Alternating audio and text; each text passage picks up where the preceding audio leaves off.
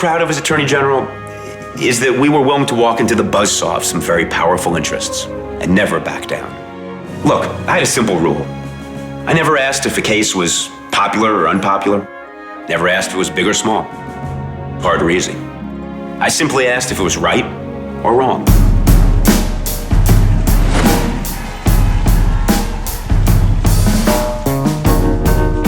I will never forget that moment. I was dumbfounded. I can't say I was sorry. Start spreading the news. I'm leaving It was like, you gotta be kidding. I wanna be a part of it. Do ya? He was going to be our first Jewish president. These vagabond shoes. There was corporate corruption. Greed had seemed to hit its peak, and he was fighting all that. Right through the very heart of it. Do ya? Do ya?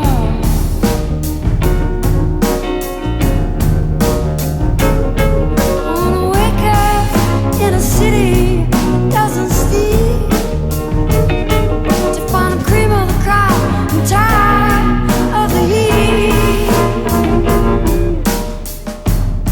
These little town blues are melting away. I'll make a brand new start again. On the face of it, the fall of Governor Spitzer was just another sex scandal. Was it a private matter or a public reckoning? And what of the timing? A few months after his resignation, the reckless bank Spitzer had policed brought the economic system close to failure.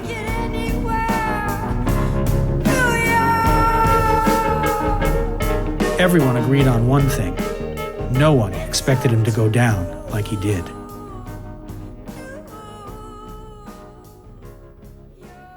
It is, to a certain extent, a very classic tale, perhaps of an individual who, from the exterior, appears to have been captured by hubris, a sense of standing for virtues and I think working very hard to articulate and work towards establishing rules and boundaries, but then himself slipping and failing. And this goes back to the days of Greek mythology. It's not a new story.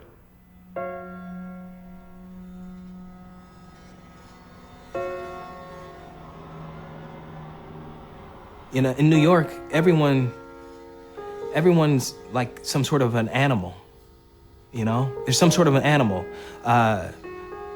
They're hungry to make more money, hungry to get more sex, to date a prettier girl or a richer guy, just hungry, just greedy, just animals.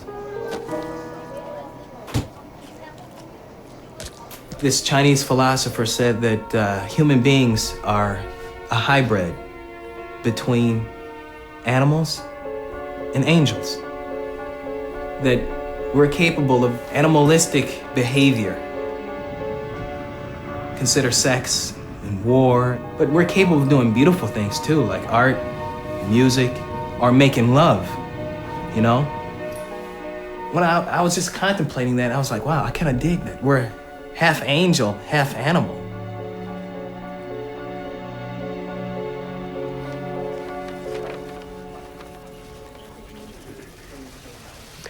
Good afternoon. Over the past 9 years, 8 years as Attorney General and 1 as Governor, I've tried to uphold a vision of progressive politics that would rebuild New York and create opportunity for all. We sought to bring real change to New York, and that will continue. Today, I want to briefly address a private matter. I have acted in a way that violates my obligations to my family, and that violates my or any sense of right and wrong.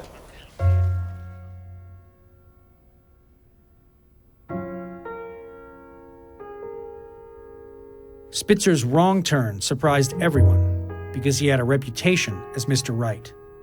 As Attorney General of New York, he was known as the Sheriff of Wall Street, someone determined to take on powerful interests on behalf of those who couldn't afford to.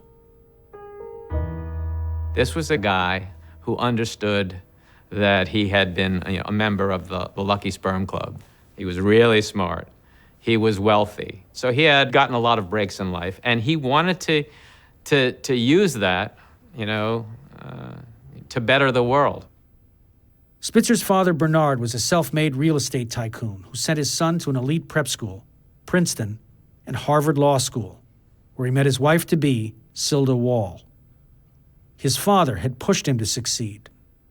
We debated issues around the dining room table, and so I guess it was more of a symposium than a touchy-feely environment. We were taught not to embrace a notion, a principle, a fact, merely because somebody had asserted it. Challenge them, push back. That was part of the conversation.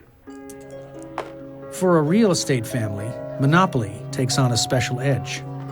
Sure, it's a game, but it's also a way for a father to teach his son some lessons about money and power. Look, I don't want the impression to be that he was devoid of compassion, but it is true he foreclosed on me in a Monopoly game. Bernard Spitzer tricked his son into selling Boardwalk and Park Place for cheap, then wiped him out when he landed on a built-up boardwalk. The lesson? Don't trust anyone. But I think really what he was trying to do was teach me how the market worked. And Monopoly is a fun game, but I had overbuilt and overextended, and he said, I'm sorry, that's it. There are consequences, and you learn a lesson. What was your response at the time? Oh, I cried. I think I was about 10. I mean, I was a kid. It was no fun. I wanted to be bailed out.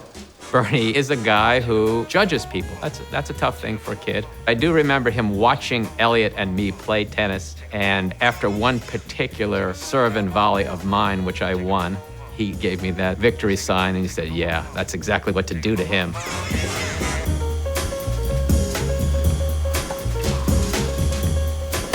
Eliot's strategy is to stick with his core game. Hard shots, serve and volley. My reflexes are good. Love to get into net. As I say, the game I used to have keeps getting better. Eliot Spitzer's notion of public service was like his tennis game. Attack, attack, attack. Good morning, and thank you for coming. As Attorney General, Spitzer saw an opportunity to do more than enforce the law.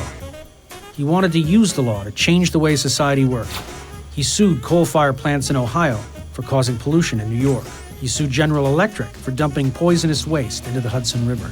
He uncovered fraud in the pharmaceutical industry where pill makers hid the damage done by their drugs, fought for minimum wage for delivery men, and forced upscale restaurants to hire more women. He would take them all on because no one else would. There's a reason why Eliot Spitzer became famous as New York's Attorney General. The job had been a second-tier position. It had been focused on regulating crooked car dealers. And Eliot Spitzer focused on Wall Street, on the biggest guys around.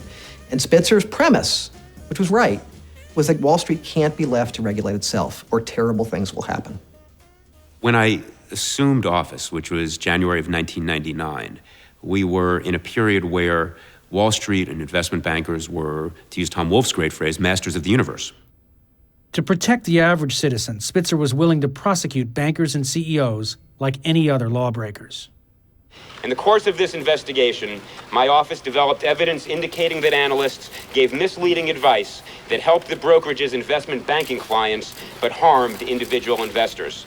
When we first got into this, everybody said, well, what's the state attorney general's office in New York doing, going after this problem? Shouldn't this be the SEC? And my response was, yes, but they haven't. And if they haven't, and their investors being ripped off, we will do it.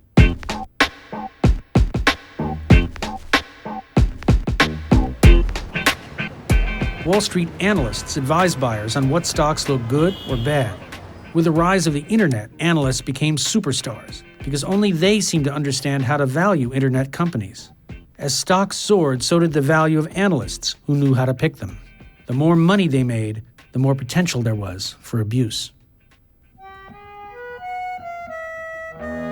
Henry Blodgett was a failed writer who stumbled into being a top research analyst when, as a young stock picker, he predicted the rise of Amazon.com. By 2001, he was working for Merrill Lynch, making $12 million a year. When one of Merrill's customers sued Blodgett for phony research, Spitzer's team investigated him, using an arcane law called the Martin Act to subpoena thousands of documents and emails in search of fraud.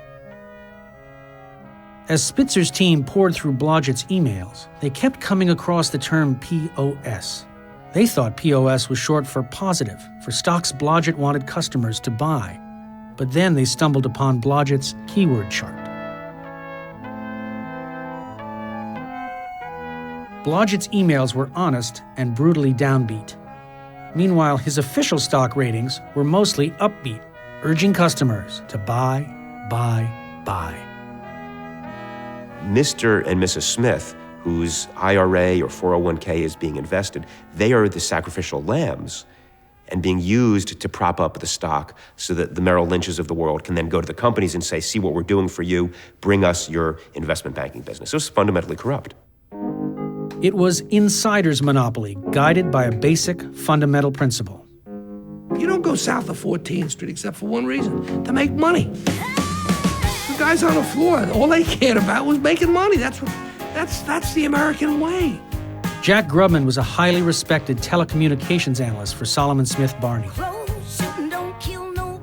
He became famous for pumping up AT&T stock to please his boss, Sandy Weil.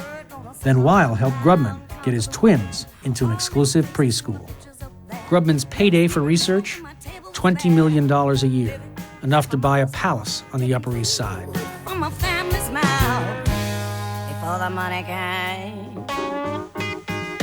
Grubman's career ended when he relentlessly pumped up the stock of a company called WorldCom just before it went bankrupt. Do you regret in hindsight staying so bullish on the company for so long? Nothing. Look, I mean, why are you harassing me like that? I'm not harassing you. I'm just asking you questions about the company that you cover. This caught you completely by surprise, you say?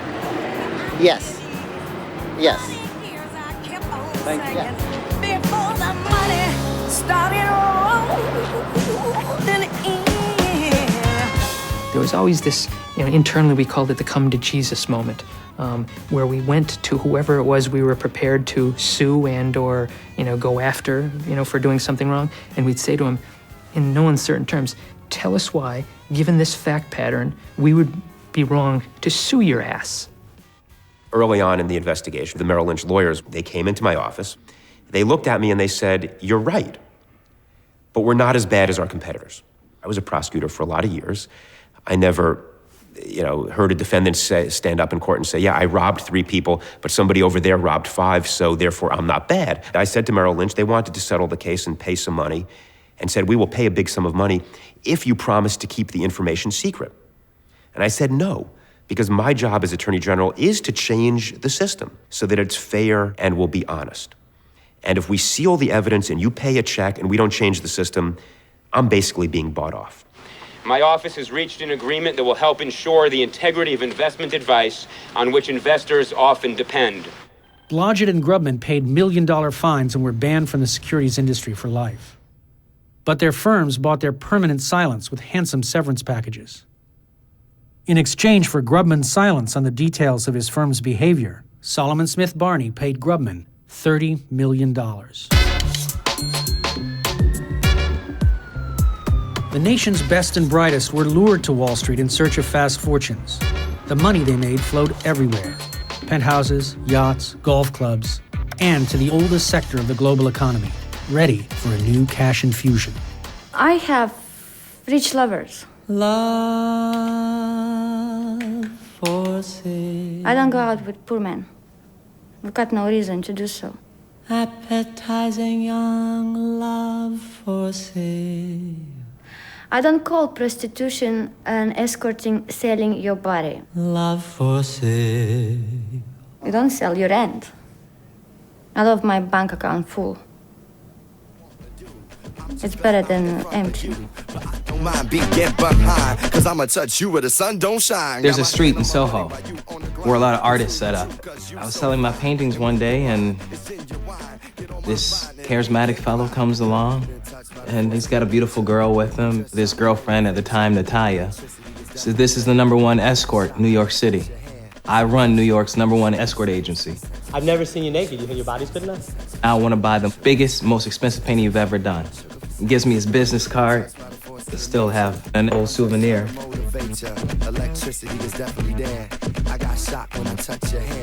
New York Confidential, rocket fuel for winners. That's all it says.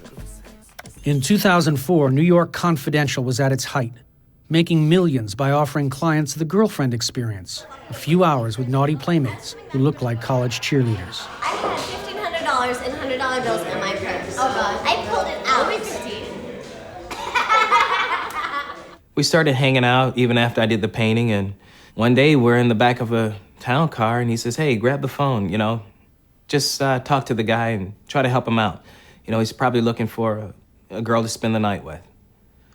I'm on the cell phone, and, my adrenaline is going, and I'm like, okay, we have a brunette, a blonde, or do you like ethnic girls? I do a deal for, I don't know, $3,000, $4,000. He says, great. You just made $400 from a 5-minute phone call. I give you 10%. Why don't you just come to work for me for a little while, That Craigslist ad pulled well, huh? That's where it all began, where I started working for Jason. How do you know she's a no? We don't get that many calls for Asians. One hot Asian is plenty. We need more blondes, hot blondes. They might look good in person. Maybe they got a shitty photographer, Hot blondes. She's a definite yes. When a businessman spends, say, $2,000 an hour, he wants to read the reviews, just like if you were to buy a car. You want to read the reviews. How much mileage does it get? Does it have air conditioning? 4-wheel drive? What's the difference between paying $1,000 an hour for this young lady when I can open up the Village Voice or go on Craigslist and I can pay $200 for another young lady? And I'd say, well, sir, sure, you can have a cheeseburger or you can have lobster. You're gonna have such a good time with one of New York Confidential's girls that you're gonna go to work Monday morning with a smile on your face. You're gonna make more money for you and your family. And then you're gonna call me up next week and you're gonna say, Herb, who can you send me out today? You can make the assumption that they're not being sexually satisfied in their marriage, or there's baggage or whatever's going on there. And then, what's their option? Do they get divorced? Do they split up their family? Or do they seek, do they go see an escort? One young lady was a school teacher. Another girl was, she was an athlete trying to make it to the Olympics. Actresses, singers, models. Jason would give his business cards to every girl that he met, and half of them would call, and then a quarter of them would start working. Some girls would offer me cash, tips. Some girls offered me sex. I don't think I ever got a tip or sex with Ashley. Yeah. Ashley was Ashley Yeomans, later Ashley Dupre, who would become famous for having sex with Eliot Spitzer. As an escort, she got her start at New York Confidential, where her working name was Victoria. It was through one of those straight pitches that Jason found Ashley. Jason recruited her from the Gansevoort Hotel. At the Gansevoort, Ashley was a bottle girl trying to break in to the music business. She was just light. She was just happiness. She was like a great, bubbly 19-year-old girl. Oh, it's something to see. They're so pretty. She was a good American, New Jersey, Italian girl. Guys loved her. She had great pheromones or something, Within 3 or 4 weeks, her rate was going up there to $2,000 an hour with a 2-hour minimum. Her reviews were awesome as well. I think she got something like 12 consecutive 10-10 reviews. After we did our first appointment together, I told Jason, I'm like, you gotta book this girl. First of all, she's great, but she also has a perfect coochie. Ashley's reign ended when New York Confidential was raided by local police. No customers were arrested, but Hulbert was convicted of promoting prostitution and sent to jail for 8 months. Ashley would move on to work for another escort service. For every New Yorker who's been ignored, left out, who's been told you can't fight City Hall so many times, they've come to believe it. For every New Yorker without a voice, listen, there's one strong enough for all of us.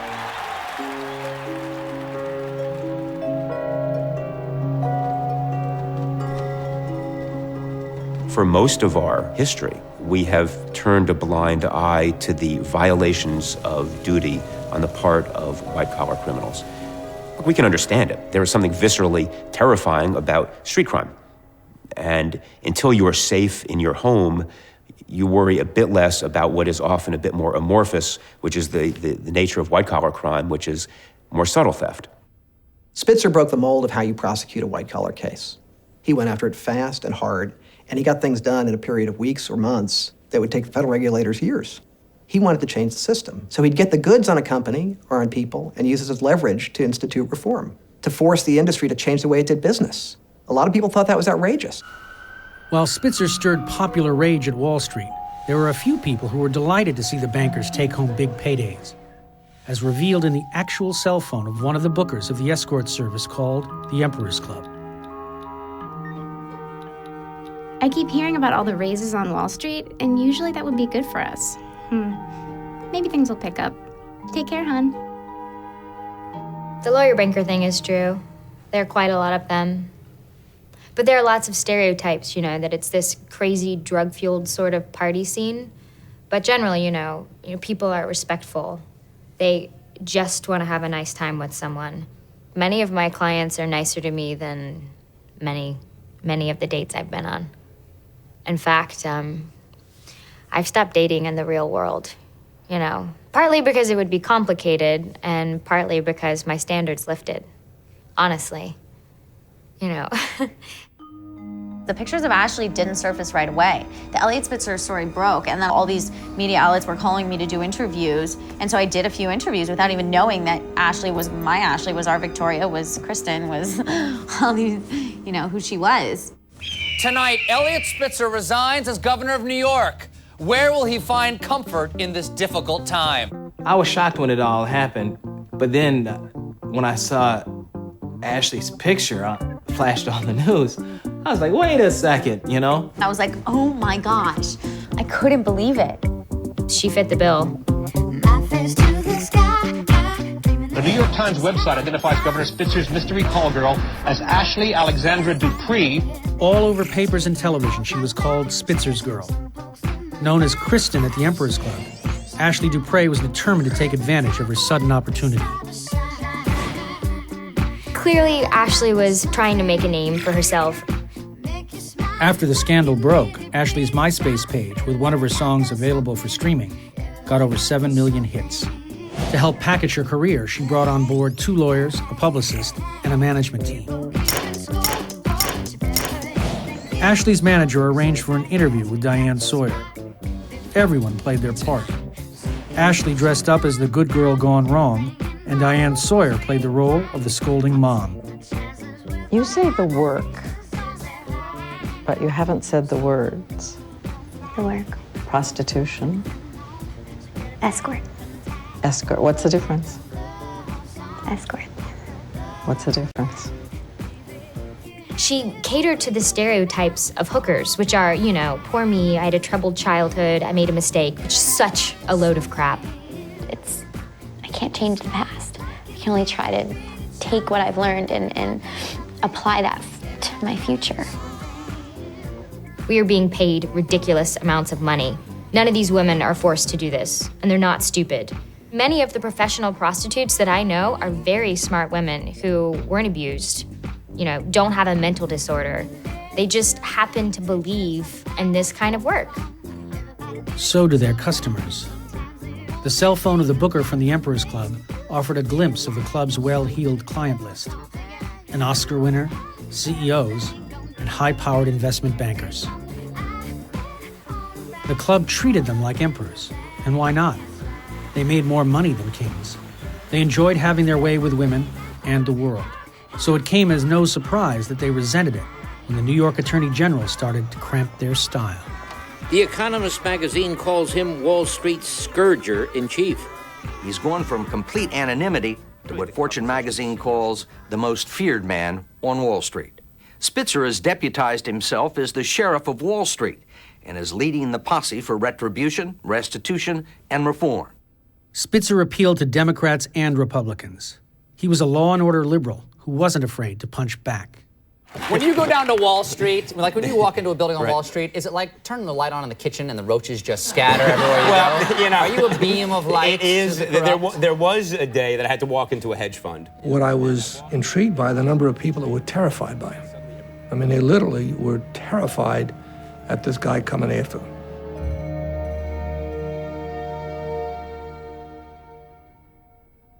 The issue of CEO comp was something I had been trying to get people to take a look at. It was off the rails. I'll take what I want. I'm a bad go-getter, yeah. Yes, I am. I'm never a loser, and I'm never a quitter, yeah. The ratio of CEO comp to the average worker's comp had gone from about 40 to 1 to about 550 to 1. CEOs began to just take everything they could, and ultimately that was going to destroy our economy. Because instead of running the companies to create long-term wealth and long-term investment, all the games we've seen, everything from backdating of stock options to maximizing short-term profits without sufficient investment for the long term, these are things that are cancers inside the economy. One of the flashiest executives was head of the New York Stock Exchange, Dick Grasso, who boasted owning 10 cars and 3 homes. He traveled on private jets, often flanked by armed bodyguards. His job was to regulate and market the New York Stock Exchange. Nicknamed Punky, Grasso was a scrappy college dropout who started on the floor and worked his way up. There's a job opening at the New York Stock Exchange. Chairman Dick Grasso resigned yesterday over the fury raised by his massive pay package. Not only was Grasso paid an average annual salary of $20 million, his retirement package totaled nearly $140 million. After Grasso stepped down, the new head of the exchange brought the matter to the Attorney General. There's a statute in New York that says the value of the paycheck that the head of a not-for-profit receives must be commensurate with the value of the services provided. I like Dick. He's a decent guy. He didn't provide services worth $139 million. Perhaps more perversely, the compensation had been determined by the very people he was supposed to be regulating. I had the most respected group of directors from the corporate and financial world. They exercised their business judgment. They paid me what they believed to be fair and reasonable, which I agree with. Spitzer decided not to go after the Blue Chip International Board. Instead, he sued Grasso and the head of the board's compensation committee, Ken Langone. Langone would prove to be a formidable foe. I've been rich and I've been poor. Rich is better, I can tell you right now. The son of a Long Island plumber, Ken Langone had co-founded Home Depot and amassed a fortune of well over $1 billion. A dedicated philanthropist, Langone was not shy about paying people well. At the time, we awarded Dick these pay packages. I truly believed that Dick earned every single penny, and more. Spitzer demanded that Grasso return $100 million. At the time, Langone told Fortune magazine, "If Grasso gives back a fucking nickel, I'll never talk to him again." He, as anybody in that position would, took umbrage at it, and he developed a rather strong animus towards me. The day that I sat in this room and he went on television with that farce press conference he had announcing that he was going after Dick Grasso and me and all kinds of bad things about me and Eliot's theatrics. You can't pay the head of a not-for-profit that much money, close to $200 million. It's simply too much. It's not reasonable. It's not right. It violates the law.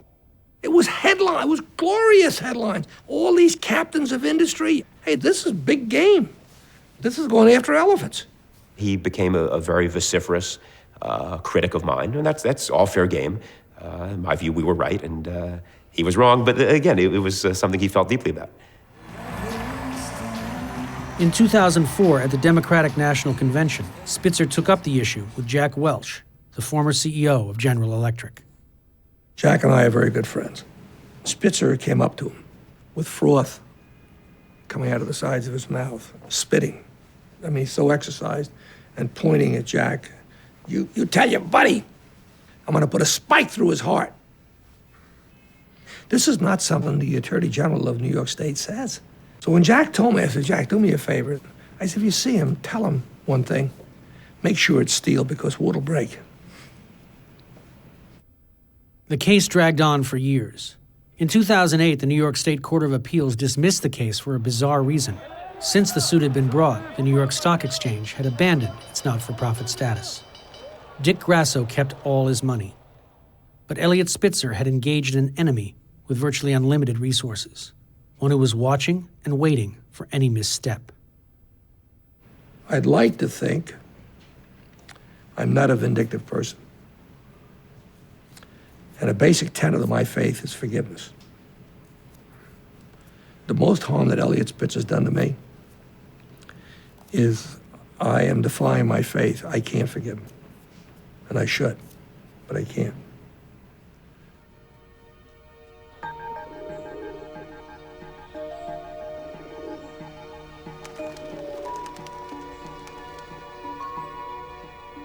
In Ken Langone, Spitzer had created a mighty enemy.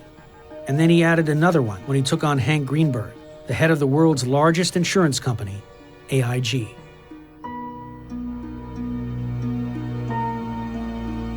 At the age of 79, Maurice Hank Greenberg was the most powerful businessman on the planet. Under his command, AIG had grown to be worth $157 billion, with 92,000 employees. Admired for his spectacular results, Greenberg ruled his empire with an iron fist. I think he was Louis XIV to everybody else's, being a mere baron. I think Hank Greenberg epitomized the power of corporate CEOs, and in my view, he was the most powerful person in corporate America. Greenberg's measure of his own worth was the stock price at AIG. The normal cycle of business is that sometimes your profits go up and sometimes your profits go down. But Wall Street didn't like companies to perform that way. They wanted to see steadily rising profits. If you delivered steadily rising profits, they'd give you a higher stock price. So Hank Greenberg came up with a new type of insurance that would create the illusion of steadily rising earnings. Greenberg's AIG was fined over $100 million by federal authorities for helping other companies cook their books. In 2005, it appeared that AIG might be using similar tricks to pump up its own stock. The more we dug into AIG, the more problematic the company itself appeared to me to be. And the disconcerting aspect of it was that it did appear to come from the very top. When did you first hear about Spitzer's investigation of AIG? When I got a subpoena. One deal generated by Greenberg caught the eye of Spitzer and federal investigators. It was a suspicious contract between AIG and Gen Re, a company owned by billionaire Warren Buffett. One of the most startling moments in this case was when tapes emerged that were dispositive, overwhelming proof of exactly what these transactions had been. As this was unfolding, Dick Beatty called me one Saturday morning at home and said, let's talk about this. The board wanted me to find out what I could about the Gen Re investigation. Eliot was jogging on a Saturday morning or something, and I met him in the park. The only thing of significance he told me, as I recall, was that they had Hank's name on tapes. Hank Greenberg phoned up Ron Ferguson and said, Ron, I need your help. We want to borrow $500 million of reserves off you for a couple of years. To boost his stock price, Hank Greenberg wanted to make it look like AIG had $500 million more than it did. Original phone call was to see if we can get a lost portfolio from Ron Ferguson. What happened afterwards, I don't know. I wasn't involved in the details of the transaction. Hank's phoning him every day to ask how it's going, and the idea now is to go back and say, yes, we've got $500 million of reserves. Clearly, this is a confidential transaction. Yeah. So I'm telling you, this is being handled at the highest levels in AIG. She says it is highly, highly, highly confidential, and if anybody ever hears that, that we're involved, would be in deep shit.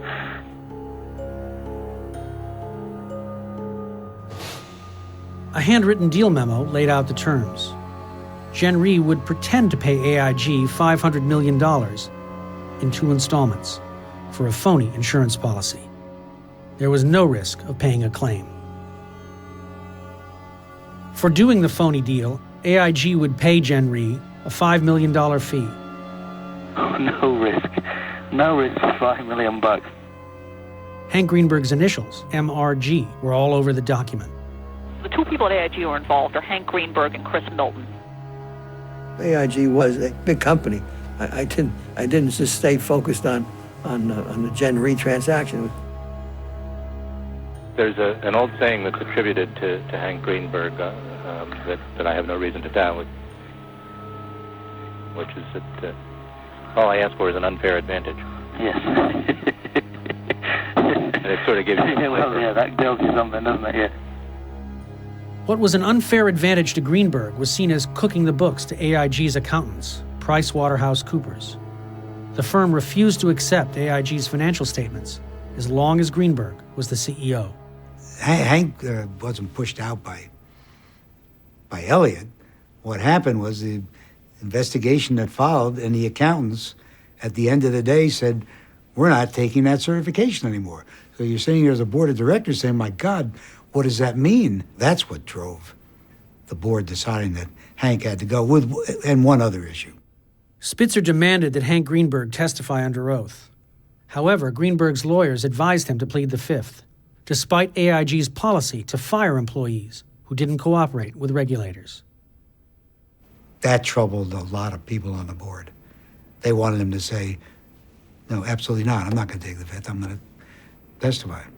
I think Frank Zarb and I called Hank and told him that the board had made the decision that he had to step down.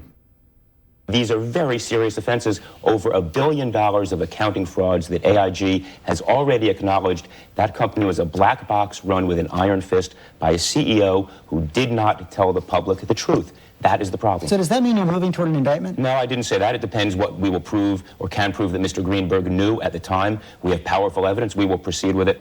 It's too bad that the Attorney General doesn't come out from behind his office where he's protected against libel. I wish he'd come out and say these things as a citizen. Spitzer attacked Greenberg, and I saw him on television one night saying that Hank Greenberg was a crook. John Whitehead had been a war hero, a deputy secretary of state, and the chairman of Goldman Sachs. And his office continued to leak information about why he was a crook without ever any charges being brought against Hank. So I said, this is something I have to do something about. So that's what caused me to write that first article. I had heard of an incident involving former Goldman Sachs chairman John Whitehead. Mr. Whitehead had come out publicly supporting Mr. Greenberg. After that op-ed was published, he received a threatening phone call from Eliot Spitzer. He asked me a couple of questions about my article, and then he came right to the point. He said, Mr. Whitehead, he said, you and I are now at war. You know, he had written it up. I don't know if I said those words or not. If that's the worst I said, you know, okay, that's, people are at war with me all the time. You have fired the first bullet. You have fired the first bullet. But believe me, by the end of this war, I will fire the last one, and you will be dead. Well, I don't think I said that. I mean, John White, I wouldn't say, look, I hope I didn't say that. He was screaming into the phone. He and I had a heated conversation. I will leave it at that. It was a private conversation. As I've said, I've never denied that I have heated conversations in private. It's, you know, it was me, it is me, so be it. And I think sometimes it's how you get things done. He said, I will destroy you. And those are strong words. I had never heard words like that before from anybody. I couldn't quite believe it. Spitzer's outburst became legendary to his staff. When he exploded, his staff would remark that Spitzer's evil twin, Irwin, had dropped in for an unexpected visit. In fact, a very prominent lawyer of a very fine company had a meeting with him. And this man said to me, when I came out of his office, I swore I saw the words EVIL across his forehead. I have no doubt if Hank Greenberg was still running AIG would not be in the fix it's in today. Today, the federal government announced it has once again reworked the bailout of insurance giant AIG. Now the bailout needs a bailout. 2 months after AIG was given that first emergency government loan, it's getting another lifeline. In 2008, AIG was at the center of a global economic meltdown. Before and after Greenberg's fall, AIG had been selling billions of dollars of insurance to the world's biggest banks to hide their risky gambles on home mortgages. When housing prices collapsed, AIG couldn't pay the claims. U.S. taxpayers paid $183 billion in an effort to save the global economy from collapse. According to Greenberg, the blame for AIG's fall and the global meltdown rested with one regulator, Eliot Spitzer. Spitzer wanted me out. When politicians involve themselves in who's going to run a company and who is not, we're on dangerous ground in this country. It is the big lie writ large. The books were being cooked at his company. Hank Greenberg was removed as CEO by his own board when they saw the underlying facts of what was then one of the largest financial frauds in history. I didn't do anything improper. Neither did any of the senior team do anything improper.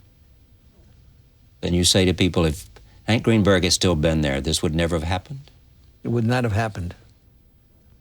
The very trading practices that led to these gargantuan obligations that taxpayers are now bailing out all began while he was there. Very significant accounting frauds, reinsurance contracts, which he participated in structuring that were deemed by a federal jury in Connecticut to be illegal. 4 people went to jail. He was called an unindicted co-conspirator by the prosecutor in that case. So his maintaining uninvolvement in the structural issues is simply wrong. Spitzer wanted to prosecute Greenberg for financial manipulation, but was called off the case by the U.S. Attorney, Michael Garcia. Michael Garcia sent me an over-the-top letter when we were going to include significant allegations relating to Hank Greenberg in our AIG complaint, telling us to back off. And it was a moment of, I don't want to say there was anything improper about the letter that Garcia sent, but he basically said, don't you dare go near this. We're doing this, relating to Hank Greenberg.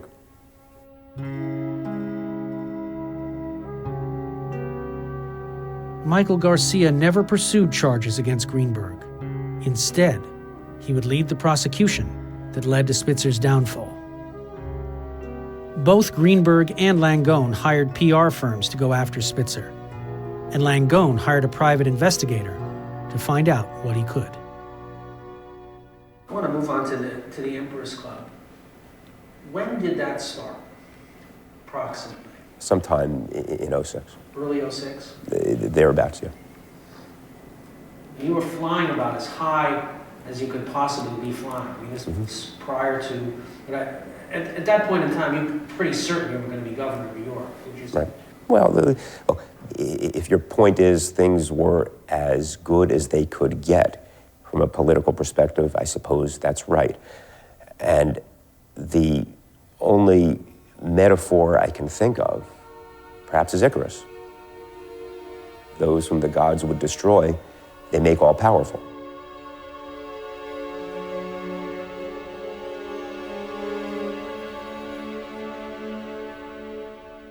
A friend of mine recently gave me a T-shirt that he claimed he had printed for investment banker friends of his, but he thought I would enjoy it and maybe I could even learn from it. The T-shirt said on its front, "Hubris is terminal."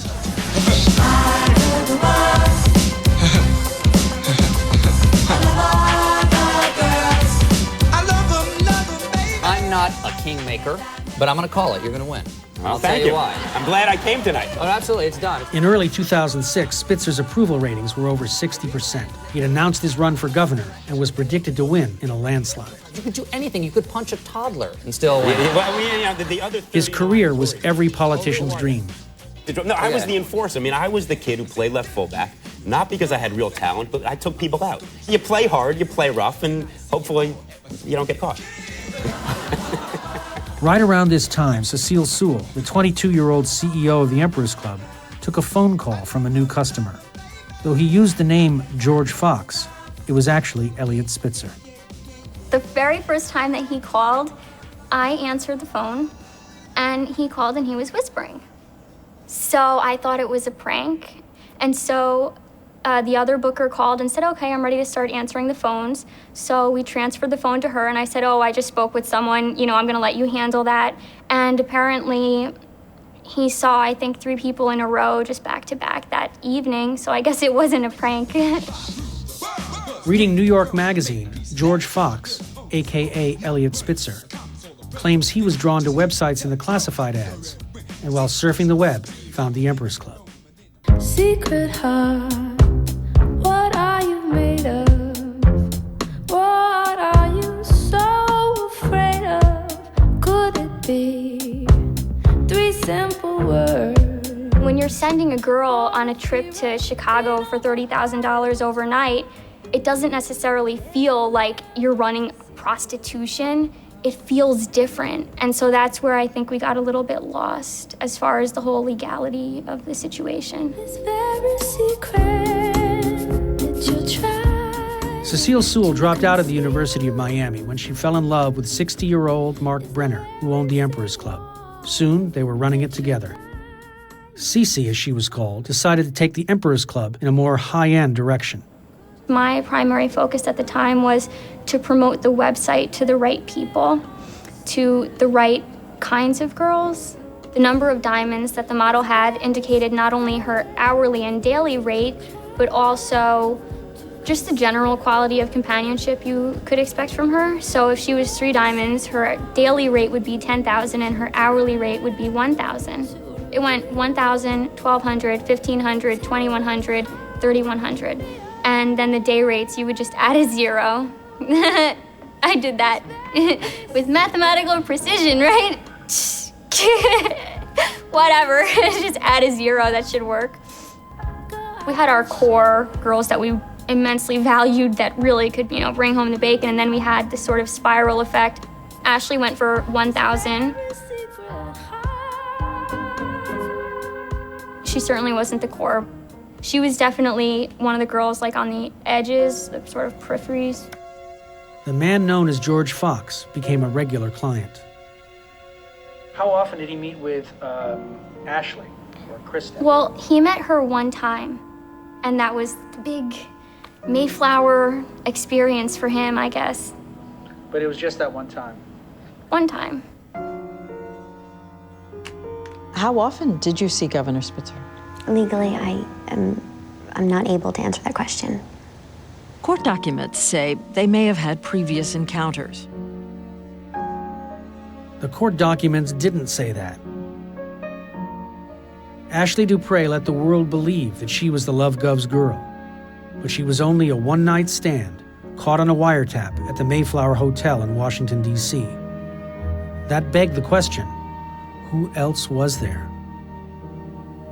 There was someone who he enjoyed seeing most, and she was very pretty and a very intelligent girl, and not a fashion model. She had her own career, and he liked to meet with her frequently, and she was actually the first person who said, oh, this is Eliot Spitzer.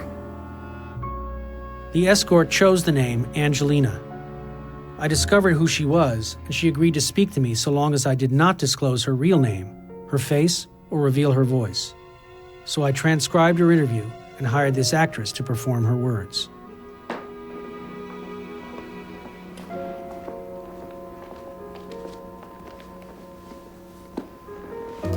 He used the name George Fox, and he booked an hour at a New York hotel, Upper East Side. That first time, it was very businesslike. You said he wasn't that interested in the companionship. Right. You're laughing. I mean, It's funny. Because he wasn't at all interested in the companionship. I'm not, from what I heard. I remember thinking he was like, I hate to put this crudely, a trying to get his money's worth type client. I said to the agency, I don't want to see that person again. in what seems to be a kind of epidemic of political figures in sex scandals. One question is why hookers? I mean, why, particularly when that's illegal? Again, I don't want to delve into, certainly don't want to speak for others, and even in my own case, don't really want to speak to that issue except to say that you cave to temptations in a way that perhaps seems easier and perhaps is, in some very twisted way, less damaging. Less damaging how? Than having affairs or relationships that take on a different tenor. I'm sorry, they had what? The relationships that take on a different tenor. You mean have some sort of emotional component? Perhaps, yeah. Eliot Spitzer had taken the first step into his double life. He had just entered a world which formerly he had seen only from the outside as a prosecutor. In April 2004, after wiretapping a social club in Staten Island, Spitzer helped the FBI and NYPD bring down a sophisticated prostitution ring. He knew how it was done. He also knew his life was about to become more public than it had ever been. Ladies and gentlemen, I present to you the governor-elect of the state of New York, the Honorable Eliot Spitzer. Taking a record 69% of the vote, Eliot Spitzer had a popular mandate to make big changes. Together, let's build that one New York. Let's walk toward that better day. Thank you, and God bless the great state of New York. Here he was, he's governor of New York, he's king of the world, he's the future president of the United States. Eliot Spitzer's going to fix up this state, and then he's going to go to Washington and do the same thing that he just did for New York, for the United States. That was in everybody's mind.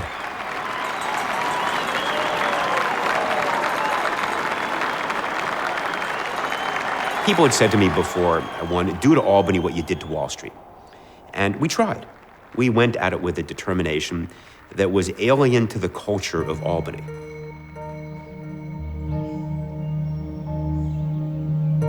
The Capitol building in Albany was a monument to corruption.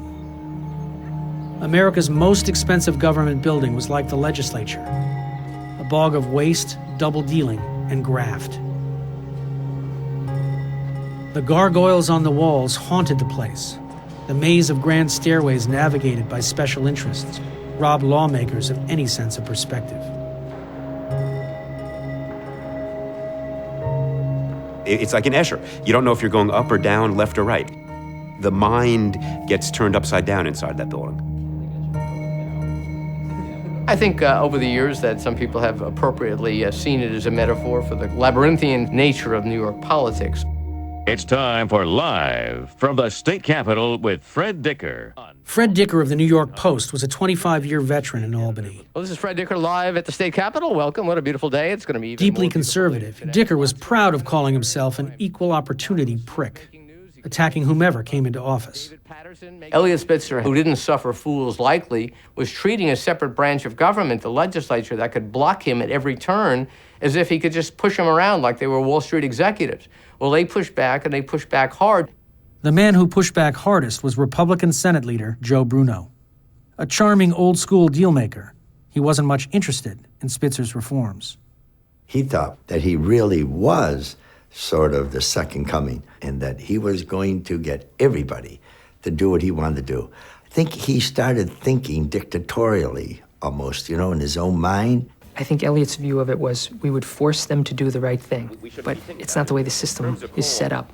Again, I don't want to just say you're wrong, but you are. I'd say to him, boss, the system is set up so that only incremental change is possible. And he'd be like, God damn it, no, it's not. And the result that it produced is he began to go around Mr. Bruno to specific members of the state Senate. Mr. Bruno took that to be an act of, a hostile act. He quickly announced publicly he's going to take me out as leader. I'm history. And the Republican majority was going to cease to exist. He was going to take us out. I said something like, I've been threatened by hoods and thugs my whole life. You're just an amateur. If you think you're going to bother me, you just don't.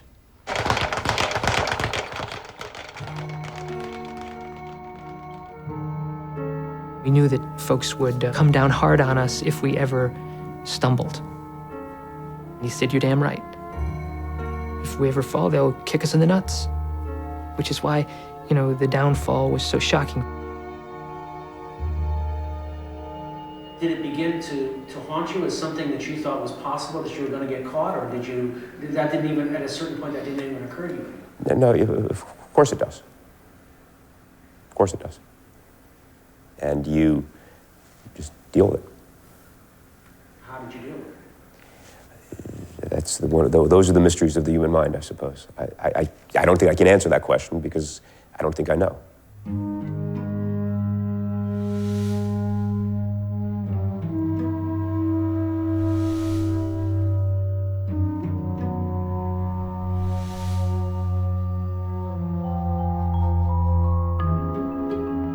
I got a call months later, and this was kind of a last-minute thing. This was at the Waldorf Hotel. He showed up with this baseball cap on, clearly trying not to be recognized. And I'm like, don't tell me it's that guy again. In that second meeting, I was rather pushy with him. I was like, we're gonna sit and have a chit-chat and have a nice little date here. And it ended up being a fun couple of hours. I thought it was Eliot Spitzer, but I couldn't be absolutely sure. So I made a point to look out for him in the papers. And it was at that point that I said to the people who ran the agency, "You know who this guy is, don't you?" And they said no. He was hiding. He didn't want anyone to know who he was. He was extremely paranoid. He knew that his entire political career was on the line, and ultimately, vice just took over virtue. He could not control himself. I don't know, I just remember one time he was trying to book an appointment, and I just remember thinking to myself, I was like, this man is so paranoid, he's just going to attract a situation. Because he was just asking for it. It's like, listen, man, if you are so worried about what you're doing, don't do it. I never acknowledged who he was, but he knew that I knew. He started to request me. I saw him outside of New York in Palm Beach, Puerto Rico, Dallas, Washington. He was always very guarded about what he would say. And I would insist on having a conversation before we started. I'm like, I'm totally taking advantage of this because he's so smart and interesting. I would have my little rants about what was wrong with New York City that needed to be fixed. And he listened. When I saw him out with his wife, with his children, he had it all together. What was strange with Eliot Spitzer was he could be pleasant and charming and act very caring. When my wife was reported as being seriously ill, he called me several times. And this is right in the height of some of our worst exchanges. Couldn't have been any more pleasant. But when he came after me in what was called Troopergate, then it was apparent that this man really intended to destroy me.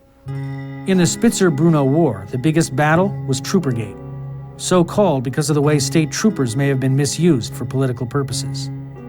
It was an attack on Bruno that would boomerang on Spitzer. It was a Sunday, and I was reading the local newspaper, the Albany Times-Union, and there was a story on the front page, and the suggestion was that Bruno had misused state helicopters and other state travel for personal and political purposes. A careful examination of Bruno's travel logs revealed that state troopers had ferried Bruno on extended visits to see Spitzer's political enemies, including a trip to CV Star, the office of Hank Greenberg. Do you recall Senator Joe Bruno coming to see you? Yeah, Joe Bruno would come from time to time and see me. They're always trying to raise money. When he came, did you talk Spitzer? I don't recall that. I don't think that. If we did, it wasn't a major topic of our conversation. Spitzer's enemies were beginning to talk to each other.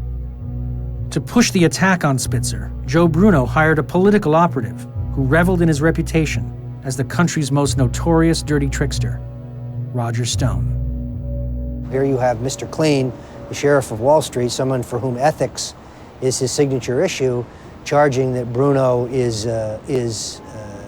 dirty. This is a tyrant, a megalomaniac, a would-be dictator who really believes that you, in government, you somehow either have the right by getting a lot of votes or being born to privilege to just issue orders and people do what you say. Stone was this, legendary figure. He had his hair dyed. He was a swinger in literal terms. Even in his own Republican ranks, he was, regarded as, a maverick, if not gadfly, if not lunatic. But crazy like a fox kind of a guy, I guess.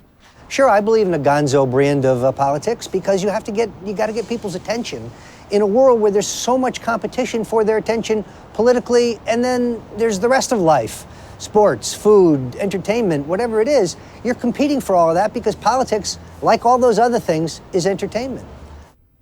In 1996, Stone was fired from the Dole presidential campaign when it was revealed that he and his wife had marketed themselves as swingers. "We are seeking similar couples," said the ad, "or exceptional, muscular, well-hung single men."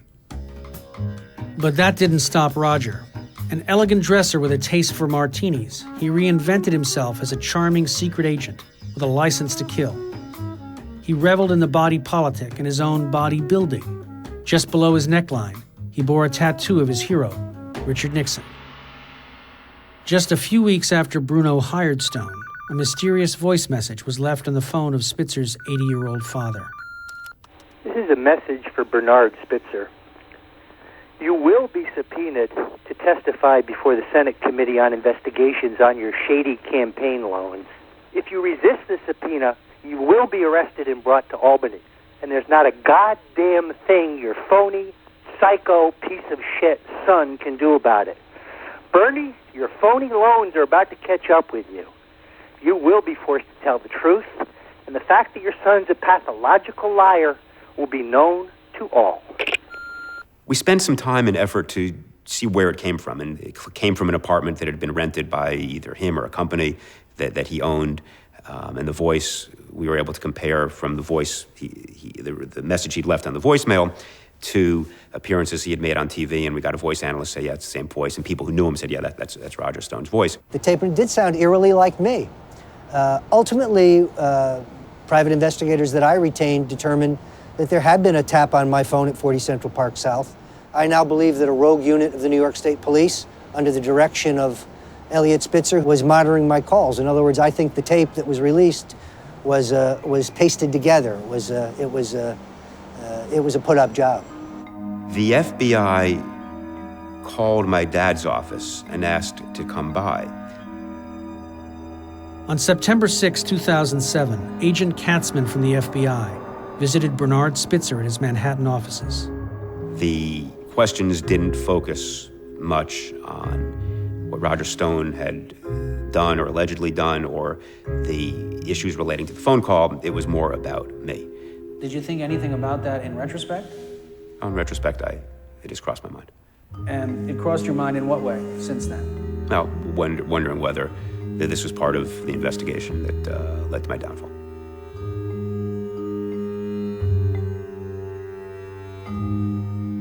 The FBI showed up at my apartment.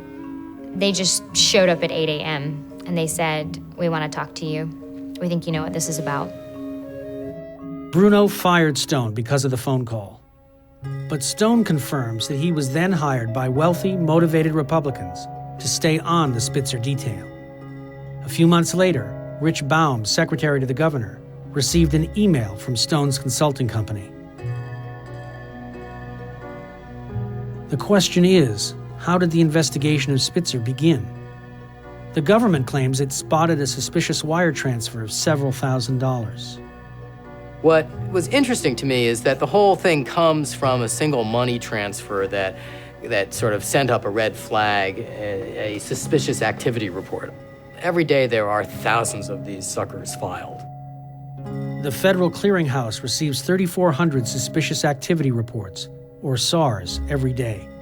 Someone had to have taken a very personal interest in this particular transaction and kind of shepherded it through the process in order for it to be the subject of a lot of attention and ultimately be the basis for a case. The SAR was filed by North Fork Bank after Spitzer asked the bank to keep his name off a $5,000 wire to something called QAT Consulting. My understanding is that they didn't even know what QAT Consulting was, and that they called Morgenthal's office. Robert Morgenthau, the Manhattan District Attorney, was surprised when the federal government came looking for help on how to prosecute escort services. The feds just didn't do prostitution cases. They also naively asked if it was common to prosecute customers. The answer from Morgenthau's office was no. Once they figured out it was a prostitution ring, then it seems to me you're at a juncture on the road here. Once you realize that it's just a governor with a heart on, the most you're going to get out of this is a news story and a resignation. I think the government has better things to do. The U.S. Attorney for the Southern District of New York was Michael Garcia, the man who had tangled with Spitzer over the investigation of Hank Greenberg. Normally focused on terrorists, mobsters, and Wall Street, Garcia's office was suddenly spending enormous resources to go after a small escort service. Garcia was a Republican. Was this a political hit? The Spitzer investigation began at the very moment when the Justice Department was involved in a huge scandal of its own. And the issue was whether the Justice Department was hiring and firing U.S. attorneys based on politics, and whether it was going after powerful Democrats in order to get rid of them. The only banking activity that seemed to interest them was Eliot Spitzer's banking activity, as we sunk deeper and deeper into this horrendous banking scandal that's convulsing the country. Suspicious banking activity by Eliot Spitzer and the United States government was on the trail.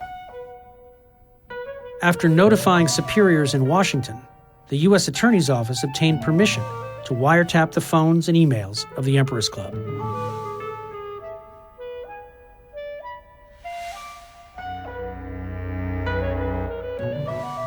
The night before, it's like 8 p.m., we're both sitting at our computers, and all of this information, like our client information, is being sucked out of the computers. And we're like, oh my goodness, we have hackers. We download some kind of like a encryption software and try to save our information, whatever's left. And then we go to bed as usual, and 6:30 a.m., bang, bang, bang, it's the FBI. Okay, shock. I was certainly unprepared to just be woken up out of my sleep at 6:30 a.m. and, have the FBI come in their bulletproof vests, asking me if there were firearms in the house, and all I'm thinking, I'm like, that cash is gonna get us in trouble. Cece and Mark Brenner had nearly $1 million in cash in a safe in their closet. The guy came in, one of the FBI men, he came in and he was like, we are closing Emperor's Club VIP. And I was like, oh my God, my stomach, my everything, my baby. It was just surreal. I mean, that was like my child. The essence of what went on here was, in federal law terms, a violation of the Mann Act.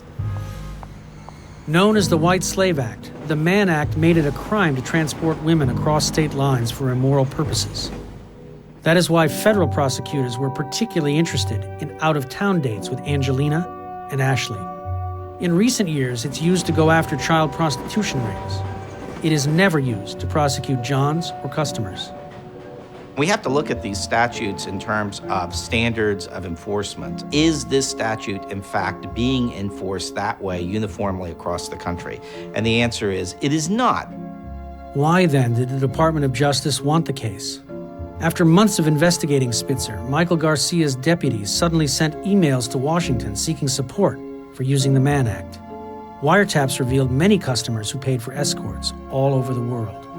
But Garcia's office was only interested in prosecuting one of the customers. They pressured me, like they do on TV. And they said, we know you worked for this agency, and we want you to look at some pictures and tell us if you recognize anyone. And I did that.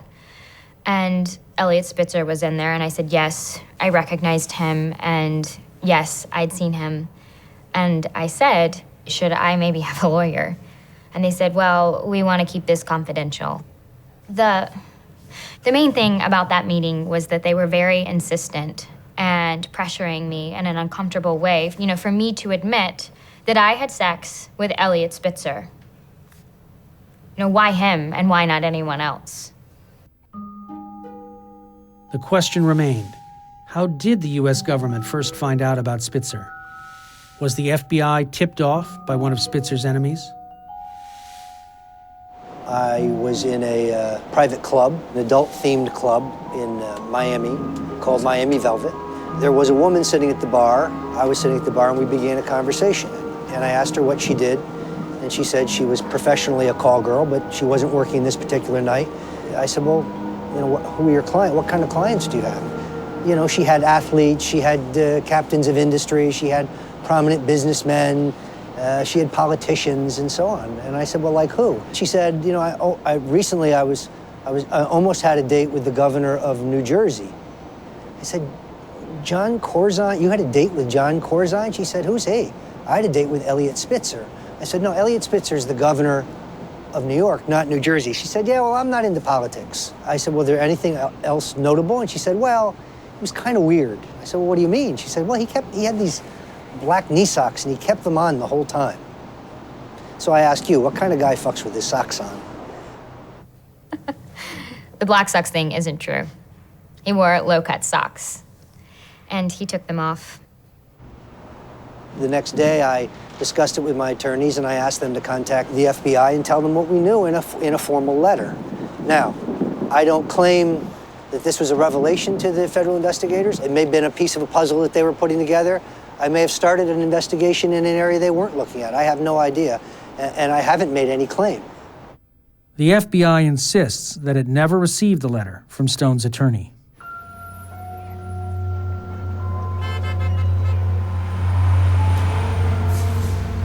It wasn't an addiction, it was a desire, the need to find an outlet that was not within the very confined world that I had been living. Had you found a way to completely compartmentalize it so that there was this over here and... Yeah. And was that the beauty of it in a way as you saw it? Look, I don't want to go there, but it did not affect governance, and in fact, I can say with real certainty, in February, March of 2008, people were beginning to say, hey, wait a minute, their strategy is working. We were winning the political races, getting the economic agenda in place. People were beginning to see that the chess game was playing out. Join me in good faith. I will meet you with an open hand, for we will realize this opportunity best if we work together in a spirit of cooperation. We'd been through so much, and we'd had a very successful State of the State address. We'd had a great budget announcement, and we really thought we were turning the corner. In fact, we were at a bar, and one of the senior advisors to the governor raised his glass in what I'm sure was the moment that jinxed us all, and said, to turning the corner. Well, didn't turn the corner. When did you first have an inclination that you were going to have a serious political problem? The Thursday when it was announced that a case had been made against Emperor's Club. And when that came out, what did you think? I said, this is an issue. The FBI wiretaps of the Emperor's Club intercepted more than 5,000 phone calls and text messages, and more than 6,000 emails. They knew where I'd been. They had dates and times. On one trip, the booker and I were texting back and forth. Like she would say, he's there now and he's ready to see you. And I would say, okay, I'm heading over there. They said, look, we already know all about you. We know you were at this hotel at this time, and 10 minutes later you were here. We know this. The list of charges against the Emperor's Club, the affidavit, was surprisingly detailed. As a piece of writing, it was crafted like a mystery story. full of clues. It teased the reader with a few sentences each on clients 1 to 8, and then 5 riveting pages on client number 9, and his one date with Kristen, otherwise known as Ashley Dupre, at the Mayflower Hotel in Washington, D.C. The affidavit was filled with all sorts of crucial details that allowed reporters to go off and find out who Client 9 was. The Times won a Pulitzer because they went down and they did things like they went to every major hotel in Washington and figured out who was in that suite in which hotel, because they didn't know which hotel he was in. The affidavit was full of steamy sexual banter and concerns about whether the client was difficult or even safe. Was the writing meant to convict the accused or embarrass the client? An FBI guy with sandy-colored hair and a mustache brought up something from the wiretap. He said, "We heard that sometimes you were asked to bring sex toys." And the guy kept pressing me. It's like he wanted to get some kind of information about some kinky sex stuff or something juicy that happened, like the governor's into whatever. And I flat out said, I don't see how any of that is relevant to your investigation to prosecute what you're trying to prosecute. There was nothing. Maybe some sexy lingerie or something, but that was all I ever took. There were a number of leaks in this case, most obviously to the New York Times, but a couple of New York TV stations also were onto the story. And the Albany Times-Union got sent the criminal affidavit in the Emperor's Club case, and its reporter was told specifically to look at Client 9 and told that he was a wealthy New York public official. Eliot Spitzer was never charged with any crime. So you really have to wonder whether or not the purpose of the investigation at some point became the leak. Some breaking news this afternoon in the New York Times is reporting that Governor Eliot Spitzer of New York has informed some of his senior administration officials that he had been involved in a prostitution ring. I researched the conference. We went into my office, the whole conference, and had the TV on. Cheers erupted on trading floors around the city as word spread of Governor Spitzer's stunning downfall. Some traders reportedly broke out bottles of champagne to celebrate. They weren't the only ones. 4 diners at the 21 Club claimed that they spotted Dick Grasso, Hank Greenberg, and Ken Langone celebrating Spitzer's fall with a magnum of champagne. Did you say that you were surprised by this news? Not at all. I had no doubt about his lack of character and integrity. It would only be a matter of time. I didn't think he'd do it this soon, or the way he did it. We do know that Ken Langone, told CNBC shortly after all of this broke that he had a friend who was in the post office. I know for sure. He went himself to a post office and bought $2,800 worth of mail orders to send to the hooker. How do you know that? I know it. Why is CNBC sticking a mic underneath his mouth? Because he was enemy number one. Spitzer's now, it's his turn, and the guy's in back of him, when you're waiting. And the guy's in back of him waiting to buy a money order, and Spitzer goes up and buys $1,800 worth of money orders. Okay, so you're saying that he said he had a friend who stood behind Eliot Spitzer in the post office line, overheard him sending a money order for a prostitute. I mean, this is too amazing to be true. It was totally coincidental that somebody tells me this an hour before that. It's God at work, I'm telling you. Here's God saying, here's a little bit more for you. Unless you think Ken Langone has friends who call him for post offices, my hunch would be that it was someone closer to him than a friend. What do you mean, someone closer to him than a friend? An employee, a consultant, somebody that he hired to be there. That would be my hunch. But it's, do I know that? Is he going to tell us that? He said it was a friend. Why he volunteered this information, he just couldn't stop himself from crowing. I didn't have any private eyes on him. I didn't have any dirty tricks guys on him, none of that. I knew before the rest of you guys. Well, how did he know? I don't know, but I did discuss it with the governor, and the governor felt like he was under surveillance. He thought he was under surveillance.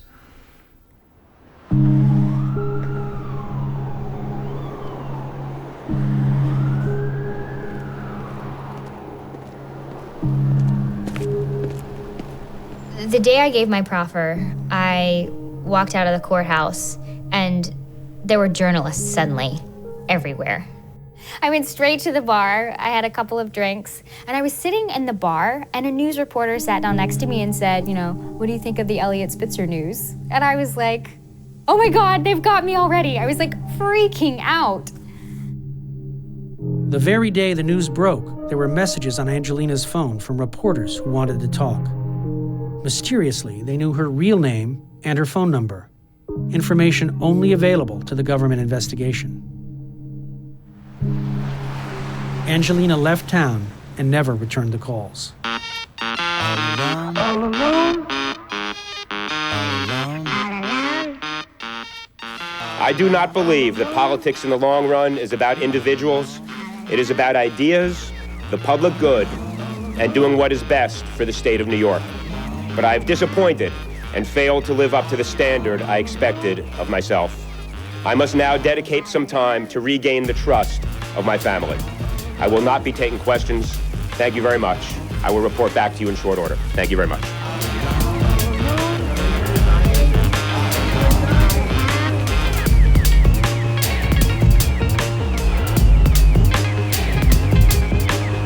Everybody was just in shock. I was angry, and that was the last thing I'd ever would have expected of him to have done. My heart broke for Silda. I knew Silda very well and his family, and they'd always seemed to have such a strong relationship and a bond. Did you learn something about your wife that you didn't expect in this, as a result of this experience? I wish I hadn't needed to learn it. But I learned that the depths of her forgiveness are deeper than are ever to be called for. After the initial announcement, Spitzer considered his options. Despite her pain, his wife encouraged him to stay on as governor. Calls went out to the leaders of the state House and Senate. No one would support him. The reservoir of goodwill was empty. The combative style left him without friends and defenders in the end. The only relevant question really was, what can I do to minimize the continued pain of my family? And it seemed to me that to fight to retain the office at that point would make it even longer, uglier, more painful than to take the alternate path. So I resigned. From those to whom much is given, much is expected. I have been given much: the love of my family, the faith and trust of the people of New York, and the chance to lead the state. You never know how much I love you. Never know how much I care. I'm not the most politically correct person in the world, and I saw Eliot later after this whole thing, and I said, you could have run in France on this and won. So when you kiss me, fever, when you hold me tight, fever in the morning. Eliot Spitzer's a joke, a national joke. He is like the poster boy of a man out of control. But these other guys aren't. These other politicians aren't. I mean, Bill Clinton is one of the most popular figures in American politics, and he got a blowjob in the Oval Office. I hope when history looks back at that, they say, gee, change the way Wall Street operates. Went after, environmental abuses, went after the insurance company fraud, went after this, and then on this side, had sex in a Washington hotel room.